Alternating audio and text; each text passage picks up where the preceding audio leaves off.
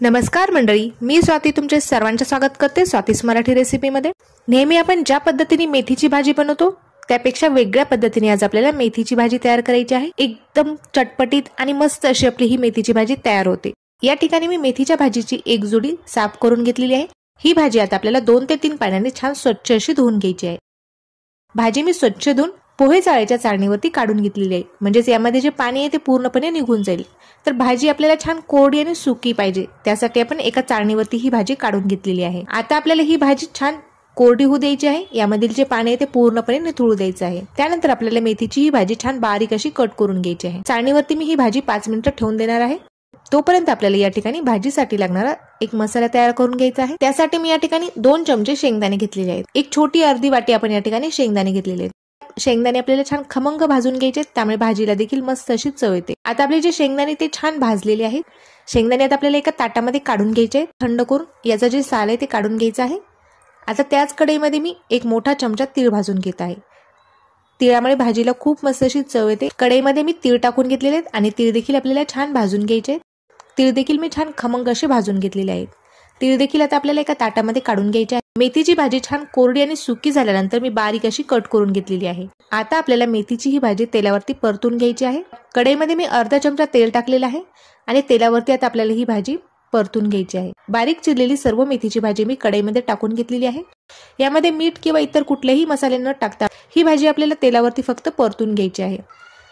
एक अर्धा ते 1 मिनिट मी भाजी छान परतून घेतलेली आहे। भाजी आपली छान सॉफ्ट झालेली आहे।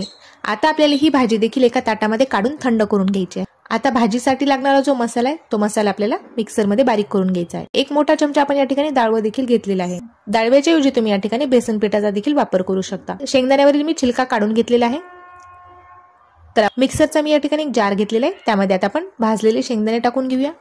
त्याचबरोबर भाजलेले तीळ टाकून घ्यायचे आहेत। एक मोठा चमचा आपल्याला डाळव देखील टाकून घ्यायचं आहे। थोडंसं पाणी टाकून आपल्याला हे मिक्सरला बारीक करून घ्यायचं आहे। मिक्सरला हे मी छान अशा पद्धतीने वाटून घेतलेलं आहे। आता आपल्याला या ठिकाणी भाजीला फोडणी देऊन घ्यायची आहे। या ठिकाणी मी एक कांदा बारीक कट करून घेतलेला आहे। एक टमाटर देखील आपण बारीक कट करून घेतलेला आहे। लसूण देखील मी या ठिकाणी बारीक चिरून घेतलेला आहे।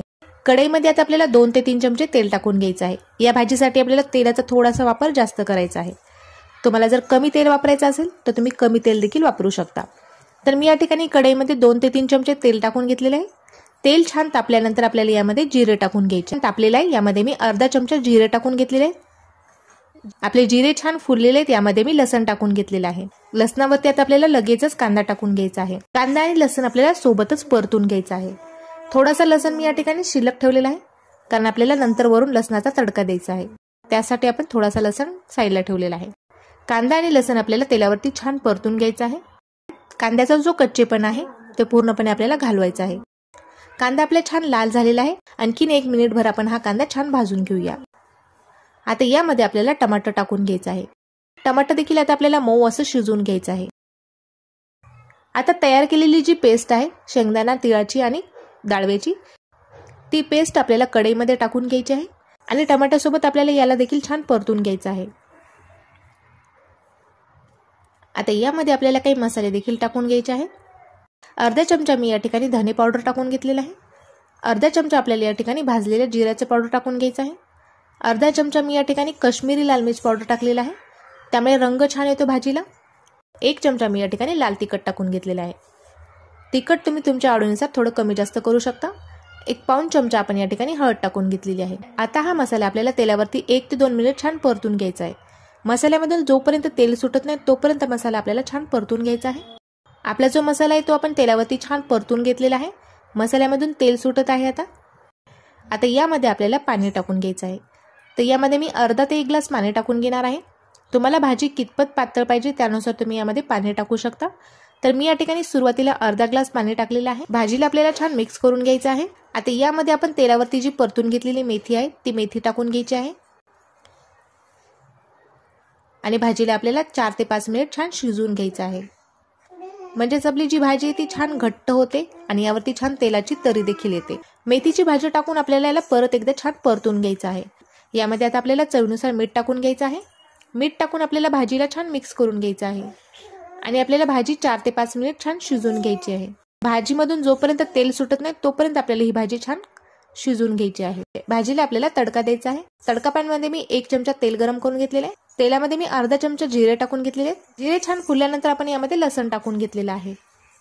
त्याचबरोबर अर्धा चमचा आपण या ठिकाणी लाल तिखट टाकून घेतलेला आहे.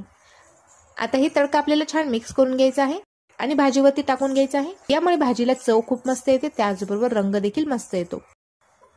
तर एकदम मस्त अशी आपली ही मेथीची भाजी तयार झालेली आहे. भाजीमधून मस्त असं तेल सुटलेलं आहे आणि भाजी आपली बऱ्यापैकी घट्ट देखील झालेली आहे. एकदम मस्त अशी चमचमीत आपली मेथीची भाजी तयार झालेली आहे. ही भाजी तुम्ही पोळीसोबत खाऊ शकता, भाकरीसोबत खाऊ शकता किंवा भातासोबत देखील मस्त लागते. ज्यांना मेथीची भाजी आवडत नाही ते देखील बोटं चाकून ही भाजी आवडीने खातील.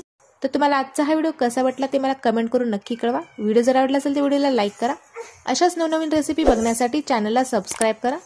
भेटूया तशीच एका छानशा रेसिपी सोबत.